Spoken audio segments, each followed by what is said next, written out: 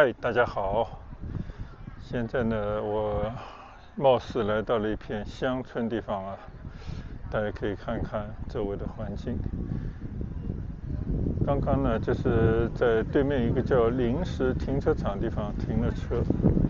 但今天呢，我们是来到了一个番禺，应该是莲花山附近的地方啊。大家可以看看前面有一组新的仿古的建筑，我看墙壁上写的叫赤松宫，其实是一个道教的道场啊。当然以前应该是一个道教道场，那经过了很多年的一个重建这样的工程呢，现在已经对外开放，应该就在前几天才刚开放的吧。现在呢，成了一个大家对这些传统文化或者说宗教色彩有好感的人，那么到这边呢就来打打卡。前面呢应该是来做一个水池的啊，但是很多工程还没有完工。这边将来应该是一个水池，刚刚落成开放的一个道场，所以周边的环境呢还是非常的凌乱啊。但是相信的，在以后应该会慢慢的完善。这边已经吸引了不少游客。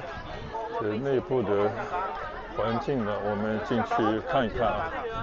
这个就是目前我们看到的这么一个建筑物。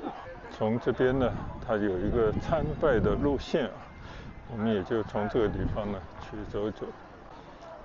其实这边也有一些空地是可以停车的，但是刚刚来到它门前呢，就被拦住，说这个只对内开放啊，这都是中国特色，有关系啊，相关的人才可以停进来。是一个道教的开放日吧，门口呢是免费可以领香啊，但是我们对这些宗教东西啊也不是很懂。就主要是来看看这些重建以后的建筑物啊，看看这个环境而已。我们可以在这边呢看一看啊，看到前方呢挂的国旗，也有呢一些宗教的旗帜，我相信这是道教的一些旗帜吧。环顾一周看看，整个建筑物呢还是比较传统的中式的建筑物。但是跟我们理解的那种古色古香的建筑物呢，好像又有一些不同。它有很多的柱子在墙外啊，就感觉这种款式呢，可能更为复古，就应该要去到这种宋唐这种建筑物的感觉啊，就跟我们看到的印象比较深刻的明清的建筑物还是有所不一样。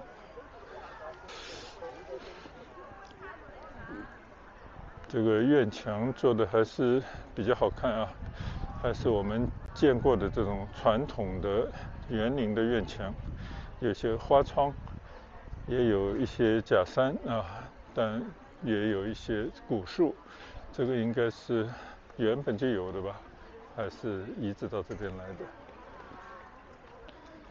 就我们中国人呢，虽然很多人或者大部分人都是没有信仰的，但是民间的这些文化呢，包含着一些信仰的成分呢。就比方说中国有佛教，有道教，当然也有一些像伊斯兰教，包括有人信基督的。但真正能够称为教徒的不多啊，或者呢可以称为一种教友。比方说佛教的啊，大家称之为普通老百姓呢，就是香客、居士啊。那信道教呢，可能就只能称之为道友了。真正身着道袍啊，完全全身心的投入道教的之中的人呢，应该是少数。我们来看看这个叫灵官殿，这个灵官殿啊，你看金色的一个殿，一个牌匾啊，然后你看啊，这个对联啊，也是用这种金的装饰来装点的。走上去看一看。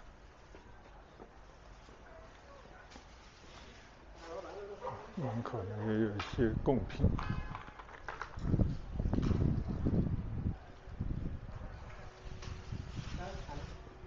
门槛还是蛮高的啊。进来以后呢，就会给大家在这边参拜的这种铺垫，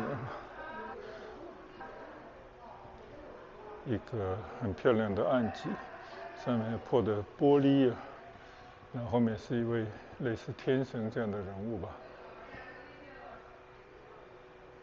这些屋顶还是彩绘的，边上呢还有几位将军。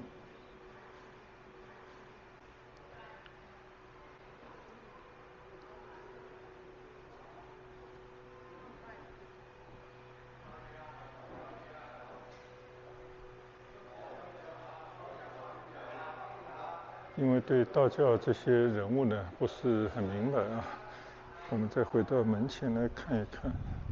这边有一个介绍，原来拜的是岳飞元帅啊，4大元帅的一个简介。第一名呢就是拜的是岳飞，所以这个道教啊，它是可以拜各种各样的著名的人物，把它变成了一个道教的神邸啊，是民间的一些信仰。王灵官是道教的护法正山神将，又称火车灵官王元帅。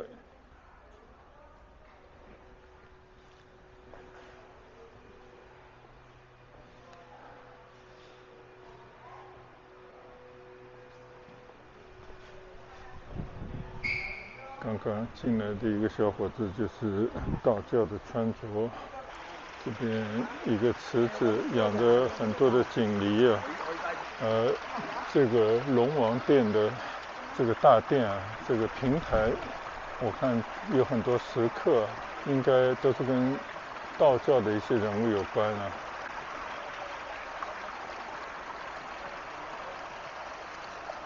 我们来看看这个后面，就是我刚刚走进来的这个第一个大殿。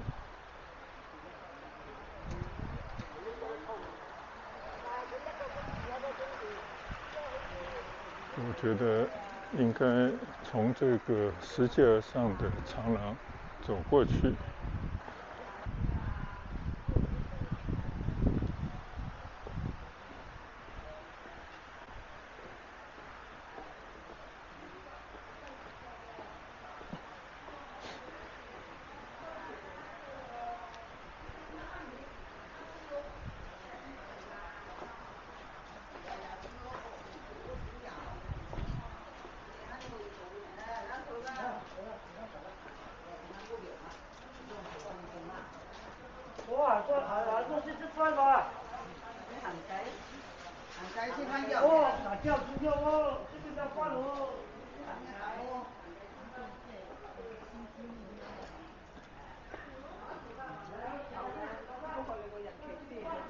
现在从台阶走上了一个平台，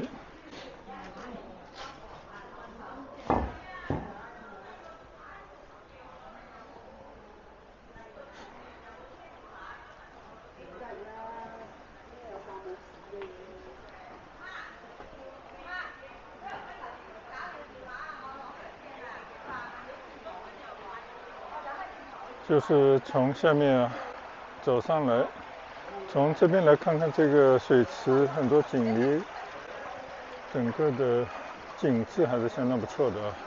就顺着这个楼梯，一个长廊拾阶而上，慢慢就上到了我现在这个平台。那我的跟前呢，就是龙王殿。那龙王殿，我相信就是供奉着海龙王吧。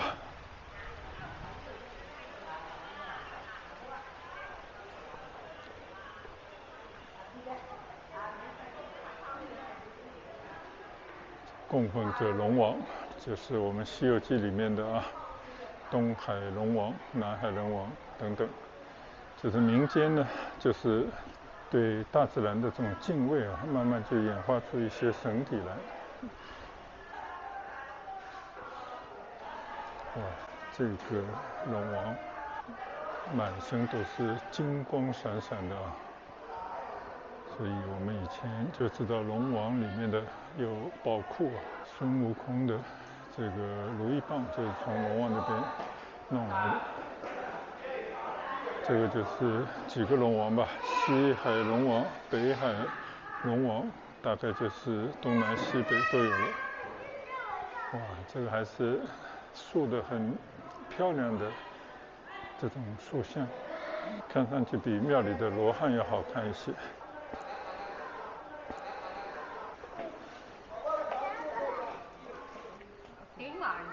经过了龙王殿啊，这边呢就有更多的这种民间的美好的愿望的反应，像这里是财神殿。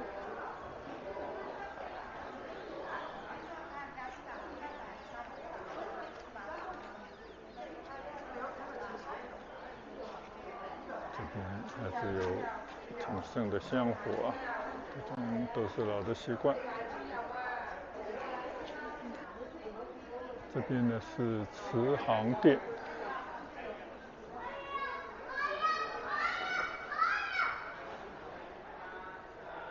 还是看到有虔诚的信徒来参拜啊。中国人真的个体是比较弱的，他也没有办法跟这个体系对抗，所以只能在心里面呢，慢慢的就演变成一种民间的，需要一些神邸来保佑啊。这个道教呢，可以满足几乎所有人的这种需要，它没有佛教的那种金科玉律严格啊，它是比较这个普世化或者比较庶民化，就普通老百姓都可以来信。而且这个道教的道场里面呢，其实包罗万象啊，不但有原本就有的道教的人物啊，从老子到张天师，而且他也引入了社会大众公认的一些人物，包括佛教人物，比方观音啊等等吧。这里呢已经来到了赤松雨殿啊，应该是最大的一个大殿了。大家可以看到啊，这个前面有一个牌子写的云集啊，果然今天呢香客云集。这里也是有一个供桌，让那信徒们呢在这边摆放他们的贡品。这个后面的威严的一个塑像呢，应该就是黄大仙了。道教应该是分很多的流派啊，有不同的人物受到不同的追捧。据说呢，黄大仙是出自浙江金华，他是道教的一支，也是民间广受拥戴的人物。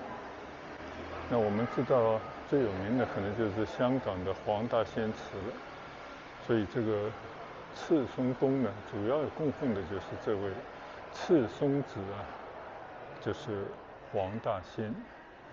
我们来可以看看啊，这个真的用了很多的心思啊，做的这样的，应该是雕刻这样的壁画，一片松叶围绕着的黄大仙的雕像，就门前还有很多的摆设，可能跟道教有些宗教色彩啊，但我们并不是很清楚到底是一个什么样的含义。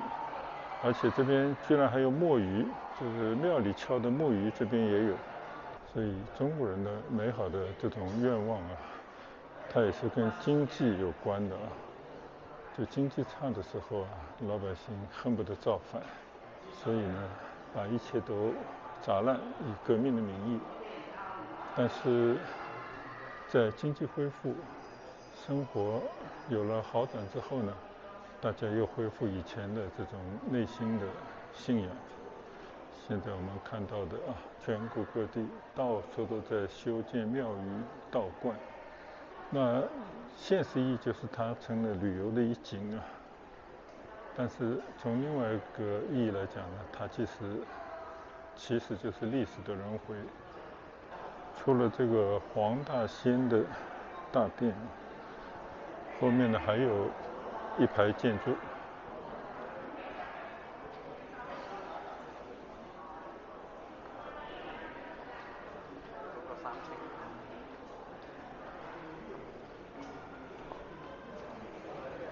德应千秋，字不错啊。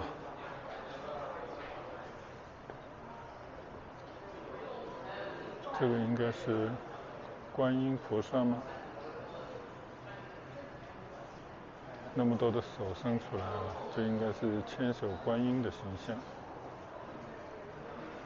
然后这些呢，都是历史上各个朝代的有名的人物啊，然后传了久了就变成了神仙了。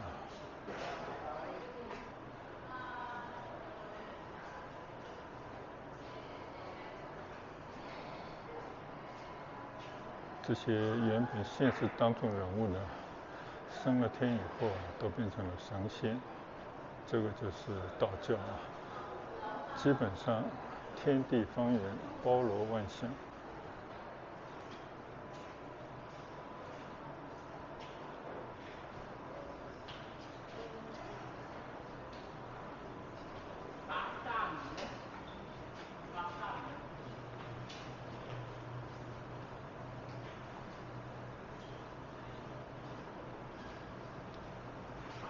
你想这些人物全部被冠以什么什么大将军啊，人物的刻画还是非常栩栩如生啊，真的，这些都应该是一个艺术品。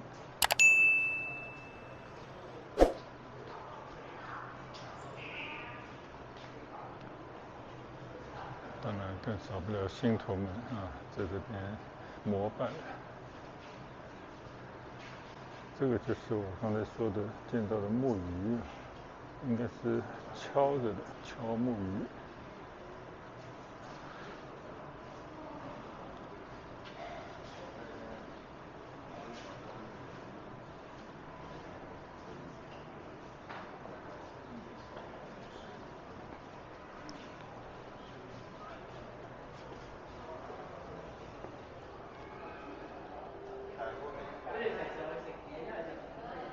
这个上面还有三清殿、28星宿殿。既然这样，我们也上去看一看吧。就道教的人物真的非常的繁多啊，而且就是各个朝代的有名的人物信手拈来。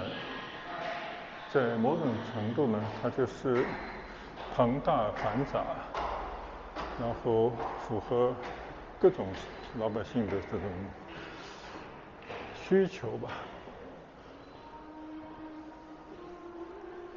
所以这也是这个道教啊很快就扩张形成更大规模的原因所在吧。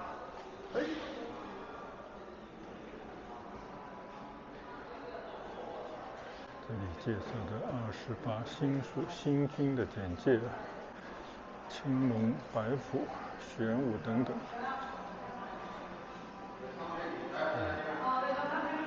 这里更有展示的效果，还配了一些高科技。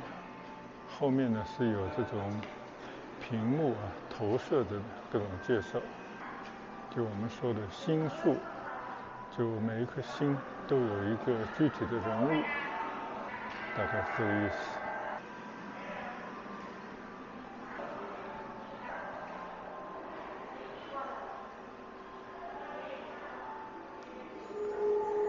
你看这个顶上有个大的罗盘啊，这跟周文王的《周易》应该就从那个时候来的吧。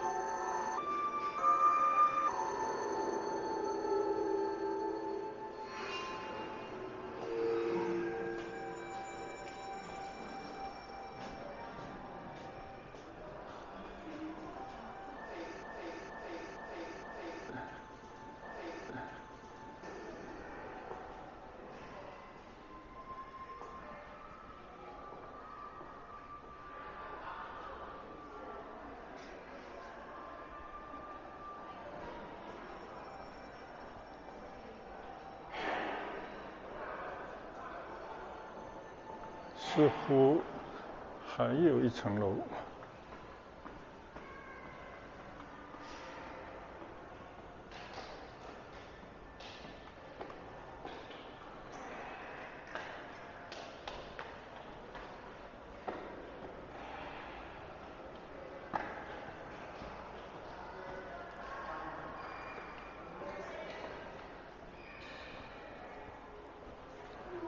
现在应该是登顶到最高一层楼了啊！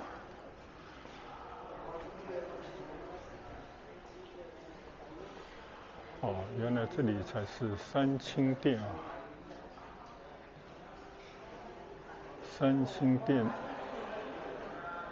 玉清元始天尊，上清灵宝天尊，太清道德天尊，是这三清殿。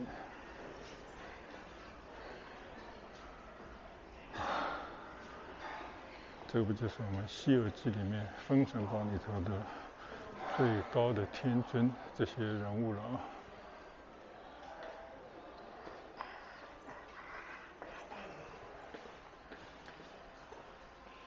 南极长生大帝，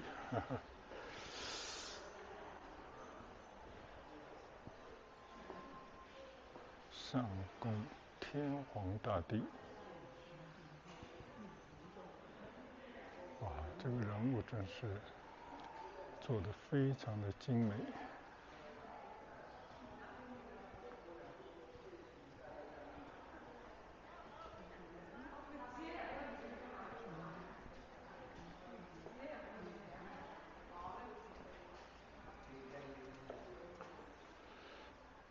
这位是元始天尊，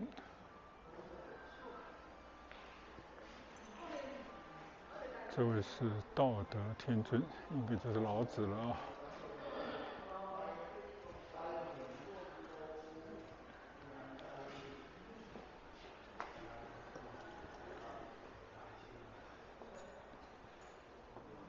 这位是紫薇北极大帝，就是我们说的北帝啊。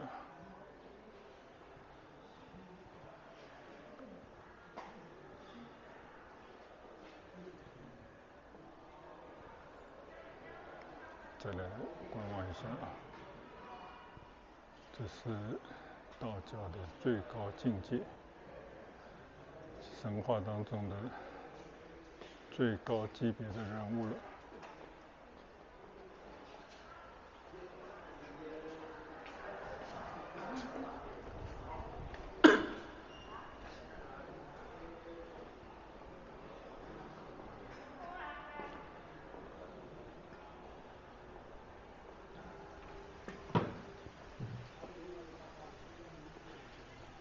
现在呢，我已经在赤松宫的最高一层三清殿啊。三清殿呢，供奉着元始天尊、道德天尊这些道教最高级别人物的一个地方。我们来看一看这座赤松宫啊，周围的环境应该也是开出一片山来，在一个高地上啊，大家可以看看。前方呢还有一些农地，但更远处呢就是已经城市化的一片区域了。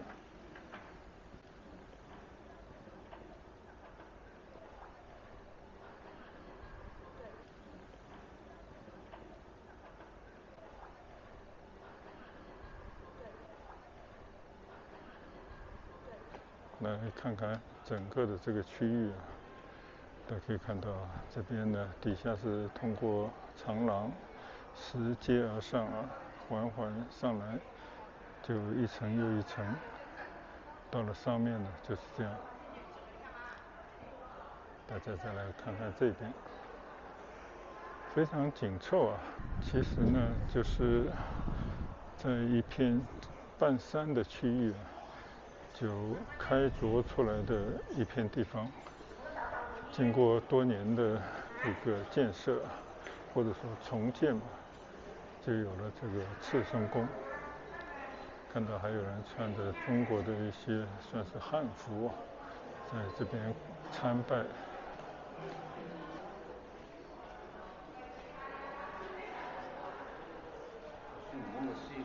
折多一个。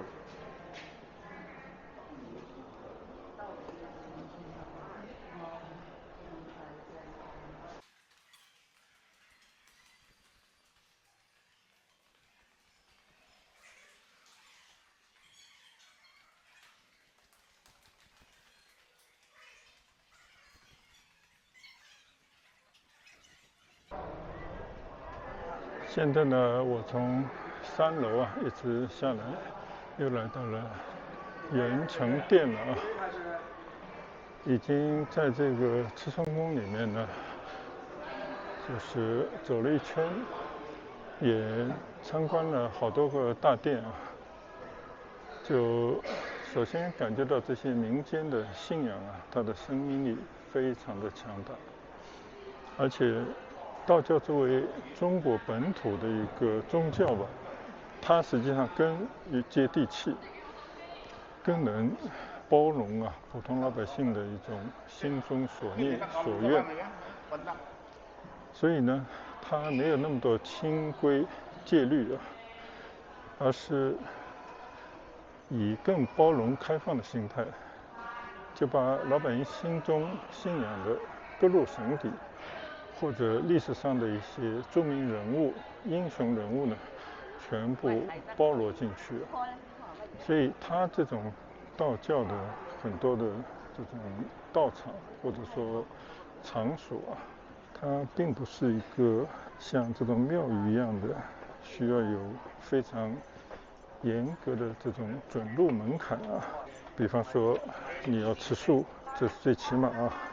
当然更严格的，你可能要削发，穿着上面都必须要符合宗教的这种要求。但是道教呢，就是你只要心中有道德，道法自然啊。就很多事情实际上是非常随意的，它更多的就是自然道法，就是要自然自由，就你可以有一种很随意的信仰。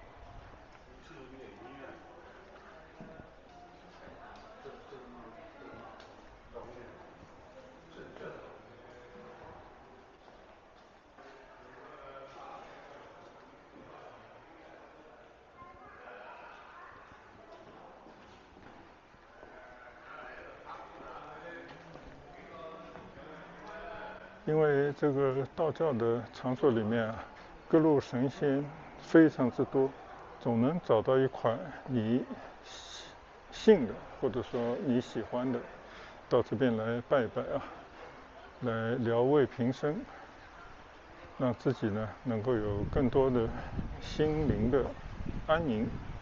这我觉得就是道教的一种意义所在吧。它更多的是跟现实生活相关，就比较接地气。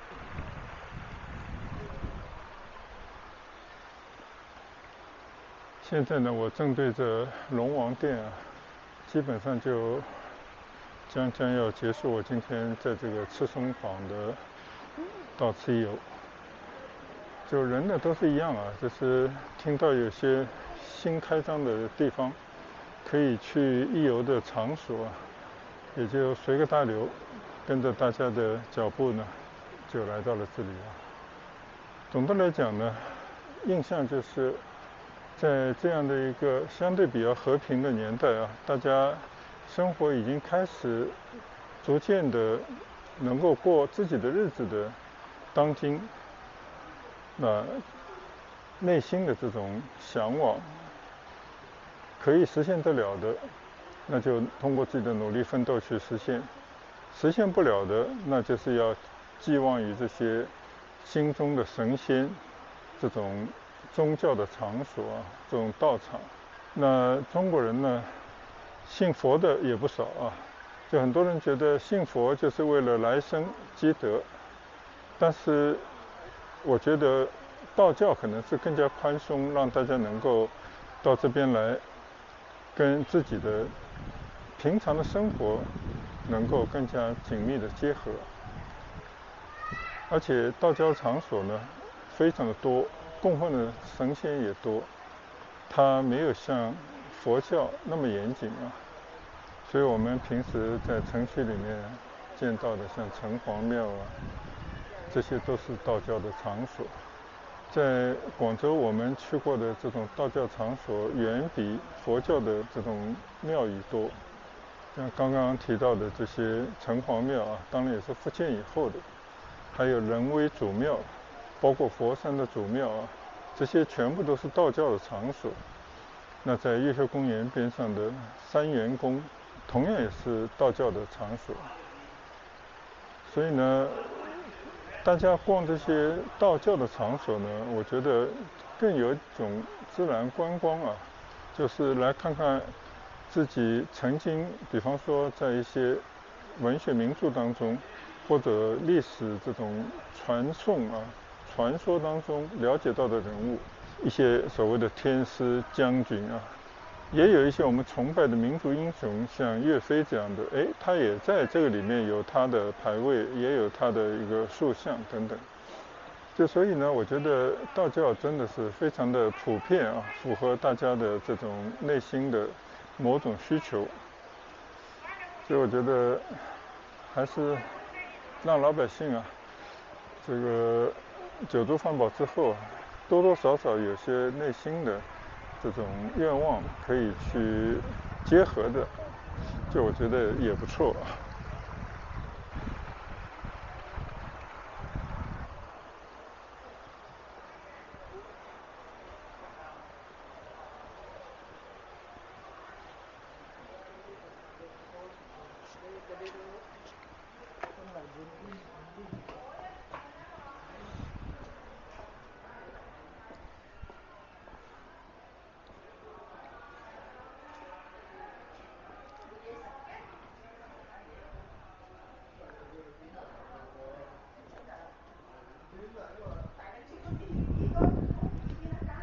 这个慈圣宫呢，很明显的主体的建筑已经完工，但是边上的一些园林，还有一些后续工程呢，还没有完全结束。在这边呢，有一堵这个围壁的这种绿墙，这个绿墙呢，倒是刚好就可以看一看，在广州有哪一些道观，哪一些道教的道场。比方说我们曾经去过的何仙姑庙，在增城，就是8位仙人之一的何仙姑，据说她在这边出生的，这个我们去过。大仙庙，这个我没有去过，在广州市白云区金沙街彩滨中路30号有这么一个大仙，应该是吕祖先吕洞宾啊，是为了纪念这位仙人的。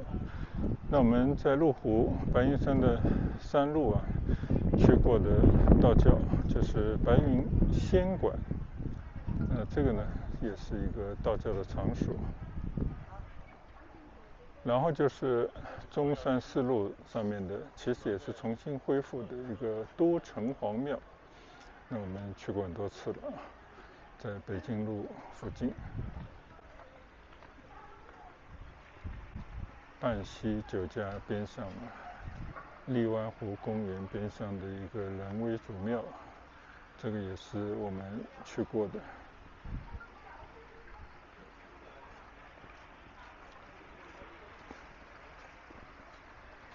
荔湾区还有一个黄大仙祠，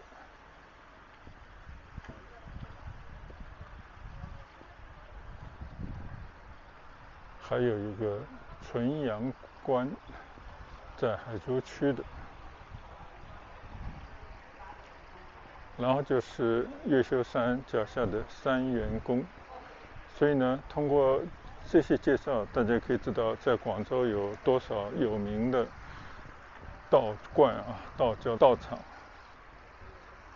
今天呢还是非常难得啊，一个是一个好天气，另外一个呢也是到周围啊就开车也就半个小时的地方，有了这么一个新的宗教的场所，道教的道场，从中呢也了解了一些道教的知识，我觉得也是不错的。这边呢就是这个赤松宫施工到现在啊，应该是2018年3月份开始进行施工的，有些图片。那到现在的话呢，也有6、7年的时间了，终于建成开放。所以这也是在一种宗教的信仰的支配底下，就才有了很多人为之不断的努力，最终呢就建成了这么一个看上去崭新，但实际上呢是民间的一个信仰就被毁掉又重建这么一个过程。这边呢是番禺赤松宫重修记道观的一个重建的过程，历史的来源。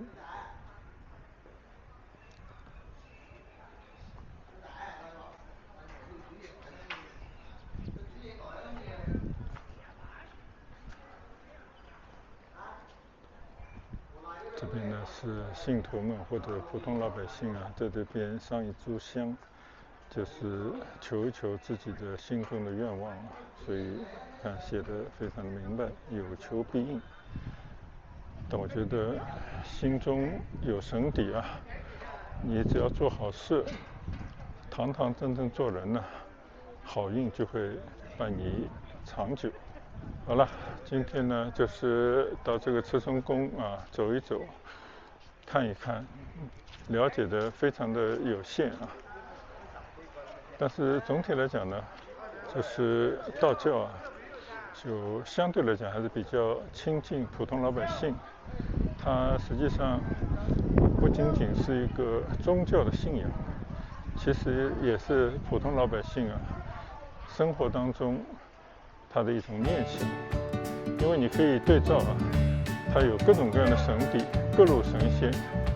你如果要求财，也有财神；你如果要求姻缘，那也有这样的一种神邸保佑。那更多的呢，就是你要生活好，活在当下。好了，那我们分享到此为止，谢谢大家跟随和观赏，再见，拜拜。